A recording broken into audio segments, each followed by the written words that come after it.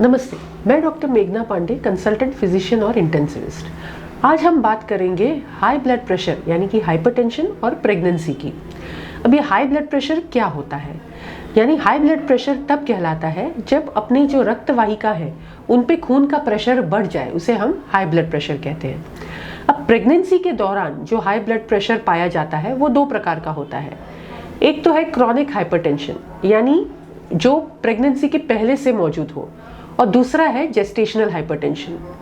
अब chronic hypertension जो होता है वो प्रेगनेंसी होने के पहले से ही मौजूद होता है, पर कई बार ये लेडीज को पता नहीं होता, और जब वो पहली बार अपने गायनेकोलॉजिस्ट के पास जाती हैं चेकअप के लिए, तब बीपी नापा जाता है तो वो ज़्यादा आता है। ओके, दूसरा टाइप है जेस्टेशनल हाइपरटेंशन। जेस्टेशनल हाइपरटेंशन वो होता है जो गर्भावस्था के 20 हफ्ते हो जाने के बाद डेवलप होता है। अब ये जो जेस्टेशनल हाइपरटेंशन होता है, इसका इंसिडेंस 8 to 10% है इन इंडियन प्रेगनेंसीज। अब जेस्टेशनल हाइपरटेंशन कई बार डिलीवरी के बाद नॉर्मलाइज हो जाता है। ये ब्लड प्रेशर जो बढ़ा हुआ है वो नॉर्मलाइज हो जाता है, तो कुछ महिलाओं में ये 3 महीने होने तक, डिलीवरी के बाद 3 महीने होने तक बरकरार रहता है। कभी कभी प्रेगनेंसी के दौरान बीपी ठीक ठाक रहता है, पर डिलीवरी के बाद ये बढ़ जाता है। ये भी जेस्टेशनल हाइपरटेंशन ही कहलाता है। अब जेस्टेशनल हाइपरटेंशन के रिस्क फैक्टर्स क्या है, यानी किन लोगों में ये होने की संभावना ज़्यादा है। जेस्टेशनल हाइपरटेंशन के कुछ रिस्क फैक्टर्स हैं।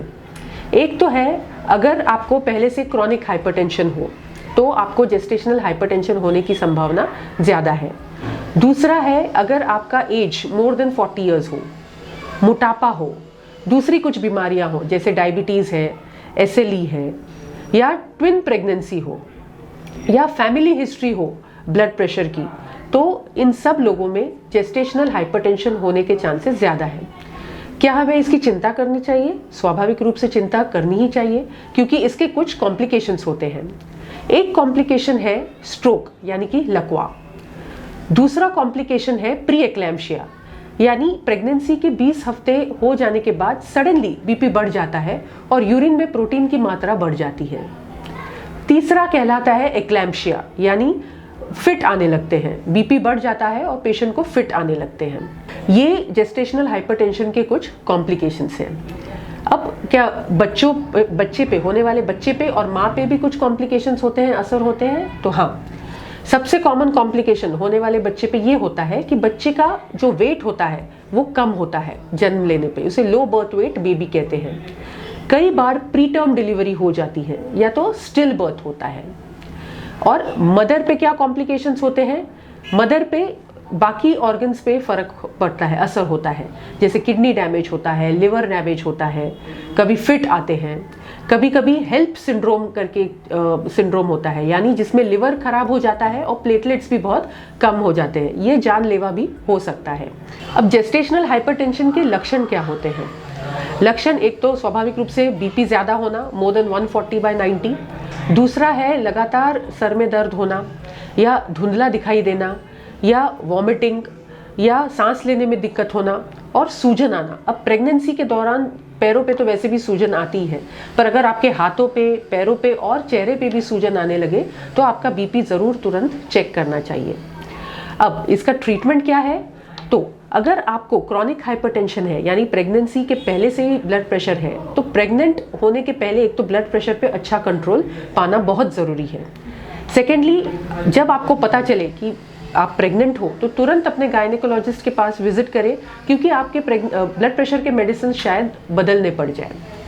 सेकेंडली, डाइट और एक्सरसाइज पे खास ध्यान देना है। डाइट कैसा हो? तो उसमें नमक कम हो। एक्सरसाइज यानी मॉडरेट इंटेंसिटी एक्सरसाइज रिकमेंडेड है, यानी हफ्ते में 3 से 7 बार आपको एक्सरसाइज करनी होगी। ओके, और एक्सरसाइज का ड्यूरेशन होगा लगभग 60 मिनट।